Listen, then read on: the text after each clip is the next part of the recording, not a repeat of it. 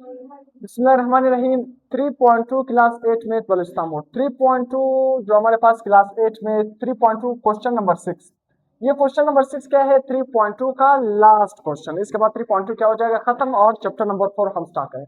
3.2 में फिर से उसी तरह हमें क्या गिवन है? वॉल्यूम गिवन है। क्या गिवन है? वॉल्यूम। आप किस तरह पहचानोगे कि वॉल्यूम गिवन है? क्योंकि आखिर में यूनिट क्या है? Metre cube. इसका मतलब ये क्या है? हमें क्या गिवन है? वॉल्यूम। और हमने फाइंड क्या करना है? लेंथ मालूम करना है। क्या मालूम करना है? लेंथ मालूम करना है। तो बहुत ही सिंपल, अगर आपको वॉल्यूम गिवन है, आपने लेंथ मालूम करना है। बुक में हमें क्या गिवन है कि आपने लेंथ को भी फाइंड करना है, आपने हाइट को भी फाइंड करना है, आपने विड्थ को भी क्या करना है? विड्थ को भी क्या करना है? फाइंड करना है।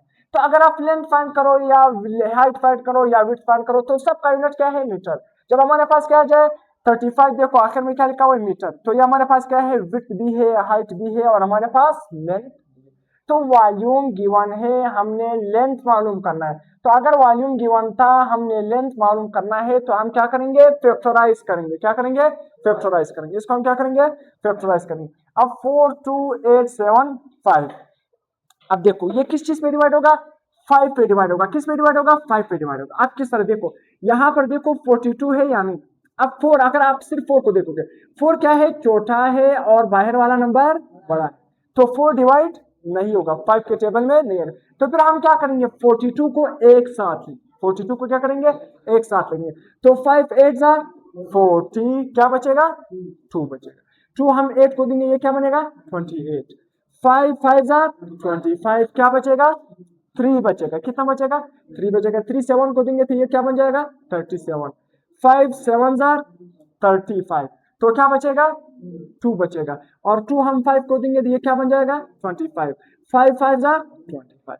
फिर से 5 पे डिवाइड करेंगे। देखो 5 1 जा 5, कितना बचेगा? 3 3 इसको देंगे, ये क्या बन जाएगा? 35।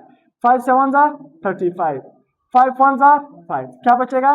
2, इसको देंगे, ये क्या बन जाएगा? 25। 5 5 जा 25। फिर से 5 पे डिवाइड करेंगे। अब देखो 1, अगर आप 1 देखोगे, 1 क्या है? छोटा है और बाहर वाला नंबर बड़ा है, तो 1 5 के टेबल में नहीं आता। फिर हम क्या करेंगे?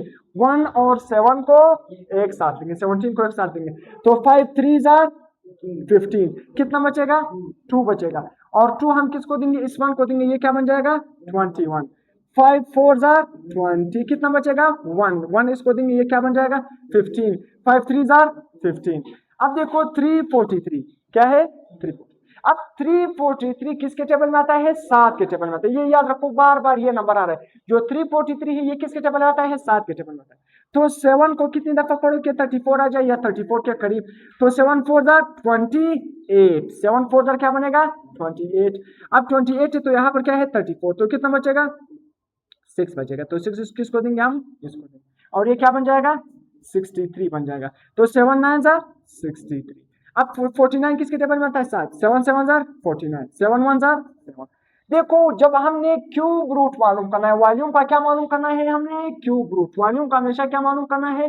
Cube root. क्यूब रूट का मतलब ये है कि हर नंबर आपके साथ कितनी दफा आना चाहिए? 3 दफा। देखो 5 भी कितनी दफा गया? 3। 7 भी कितनी दफा गया? 3। तो हमारा क्वेश्चन बिल्कुल सही है। हमने क्यूब रूट मालूम करना है, इंडेक्स में क्या लिखना होगा? 3।